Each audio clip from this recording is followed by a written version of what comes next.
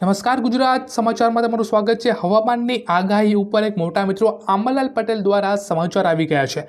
15 ઓગસ્ટથી રાજ્યોમાં વરસાદની જે સિસ્ટમ છે મિત્રો તે સક્રિય થશે।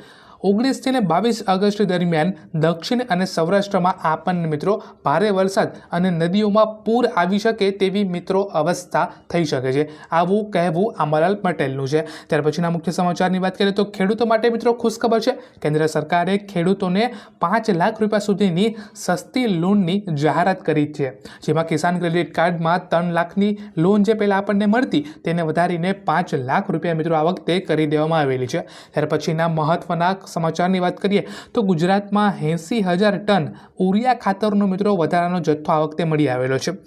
હવે ઘણી વખત છે ને આપણને એવું લાગતું હોય કે સરકાર ઉપરથી આપણને અનાજ છે, ઉરિયા છે નથી આપતી, પરંતુ હોઈ શકે કે તે લોકો આપતી હોય, પરંતુ આપણા સુધી તે પહોંચતા ભ્રષ્ટાચારના કારણે આ બધી જ વસ્તુઓ છે ને મિત્રો એ કાં તો ગાયબ થઈ જાય છે, ઊંધા ભાવે વેચી દેવામાં આવે છે, કાં તો એ વસ્તુને છુપાડીને એનો સ્ટોક અછત કરવામાં મિત્રો આવે છે। હાલ જ આ ઓગસ્ટ મહિનામાં વિસાવદરની અંદરથી મિત્રો અનાજનો મોટે પાયે જથ્થો મિત્રો મળી આવેલો છે। હવે આની તમે કમ્પ્લેટ કરવા જાઓ પોલીસ સ્ટેશને તો એ લોકો હાથ ઉપર કરી દે કે એ લોકો આને ચોરી છે ને એ નથી સમજતા અને એ લોકોને કાયદો કયો છે આમાં કાયદેની કંઈ અકલ નથી મિત્રો।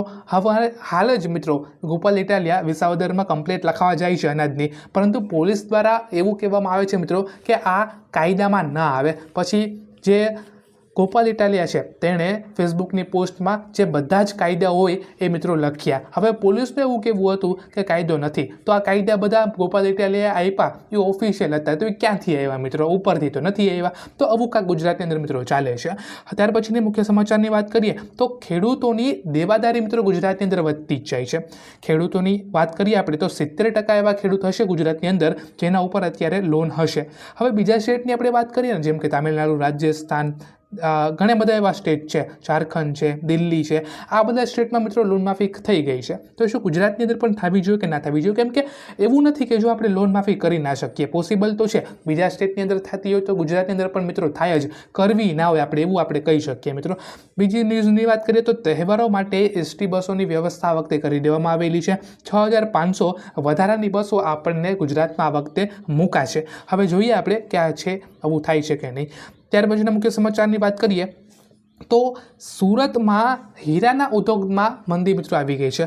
અમેરિકાના 25% ટેરિફથીને હીરા છે, કાપડ છે, જ્વેલરી છે, ફાર્મા છે, આ બધી વસ્તુઓમાં આપણને મિત્રો 25%ની મોંઘવારી જે છે ને, 25%ની ટેરિફ છે એને સીધી મિત્રો અસર આપણને ઉદ્યોગ ધંધામાં મિત્રો થવાની છે। ત્યાર પછીના મુખ્ય સમાચારની વાત કરીએ તો રાશન કાર્ડ ધારકો માટે હરિયાણામાં BPL કાર્ડ જો તમારી પાસે હોય તો 2 લાખથી 10 લાખ રૂપિયા સુધીની લોન અને 4 થી 6% વ્યાજની અંદર તમને મળશે, હરિયાણામાં મળશે। હવે આ ગુજરાતમાં પણ શું થવું જોઈએ કે ના થવું જોઈએ? તમે મને વિડીયોને લાઈક અથવા કમેન્ટ કરીને મિત્રો જરૂરથી જણાવજો। તો બસ આજના વિડીયોમાં એટલું જ। વિડીયો ગમે તો લાઈક કરજો અને આવા જ રોજ સમાચાર જો તમારે જોવા હોય તો ચેનલને સબસ્ક્રાઈબ કરી દેજો।